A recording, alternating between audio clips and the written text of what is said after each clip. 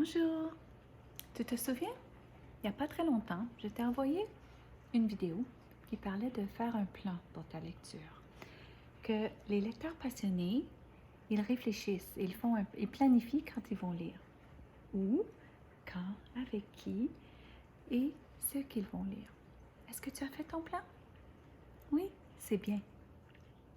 Aujourd'hui, je vais te parler un petit peu plus de parler de tes lectures. Les lecteurs passionnés de leur lecture parlent avec quelqu'un de leur lecture. Voici des idées de ce que tu pourrais discuter avec quelqu'un après ta lecture. Tu pourrais parler avec papa, avec maman, avec un frère ou une sœur, ou même à ton toutou ou ton animal de compagnie. De quoi tu parles quand tu as lu ton livre? Tu vas raconter l'histoire dans tes mots. Tu vas aussi parler des personnages, les personnages que tu as aimés, les personnages que tu as moins aimés. Tu vas parler d'un coup de cœur. Qu'est-ce que tu as aimé dans l'histoire? Qu'est-ce qui t'a touché dans l'histoire?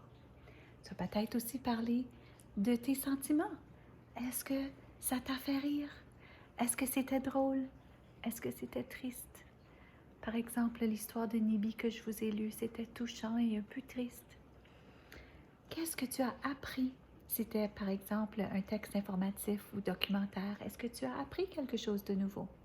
Par exemple, cette semaine, j'ai appris avec Anne en lisant que les insectes respirent, mais qu'ils n'ont pas de poumons. C'est vraiment intéressant si tu veux aller t'informer sur ça. Et parfois à la fin, j'ai encore des questions. Je me demande, il y a quelque chose que je n'ai pas tout à fait compris, un mot de vocabulaire ou peut-être même un concept que je n'ai pas compris et j'ai encore quelques questions. Je peux discuter de mes questions avec la personne. Alors j'espère que cette semaine, quand tu vas lire, tu vas réfléchir un peu à ta lecture et après discuter avec quelqu'un parce que les lecteurs parlent de leur lecture. Au revoir.